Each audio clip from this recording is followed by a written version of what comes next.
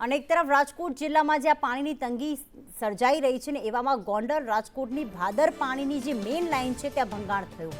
પાણીની લાઇન તૂટતા હજારો લીટર પાણીનો વેડફાટ થઈ રહ્યો છે ભર ઉનાળે જ્યાં પાણીની તંગી સર્જાવાની શક્યતા અને બીજી તરફ આ હજારો લીટર પાણીનો વેડફાટ થઈ રહ્યો છે કારણ કે મેઇન લાઇનની પાઇપ તૂટી પડી છે. ગોંડલ પાસે આવેલા ગોલ્ડન સિટી નજીક આ લાઇન તૂટી પડી. પાઇપલાઇન તૂટતા 80 ફૂટથી ઊંચો પણ ફુવારો અત્યારે રસ્તા પરથી જોવા મળી રહ્યો છે. એક જ જગ્યાએ વારંવાર જો આ રીતે પાઇપલાઇન તૂટી રહી છે તો ચોક્કસથી ભ્રષ્ટાચારના એંધાણ વર્તાઈ રહ્યા છે કારણ કે આ પહેલી વખત નથી થયું. અહીંયા મેઇન લાઇનમાં વારંવાર ભંગાણ સર્જાતું હોય છે અને વારંવાર આ રીતે જ હજારો લીટર પાણીનો વેડફાટ થઈ જતો હોય છે.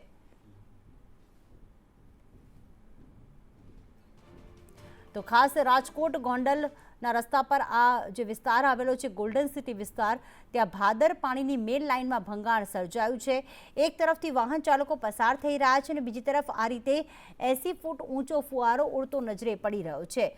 હજી સુધી આ ભંગાણના રિપેરિંગની કોઈ જ કામગીરી હાથ ધરવામાં નથી આવી પરંતુ સૌથી મોટો સવાલ એ છે કે આ પહેલી વખત નથી થયું કે ભાદરની મેઇન લાઇનમાં ભંગાણ સર્જાયું હોય પણ બે દ્રશ્યો હવે ક્યાંક ભ્રષ્ટાચાર જે છે તે થઈ રહ્યો છે તેની ચાળી ખાઈ રહી છે.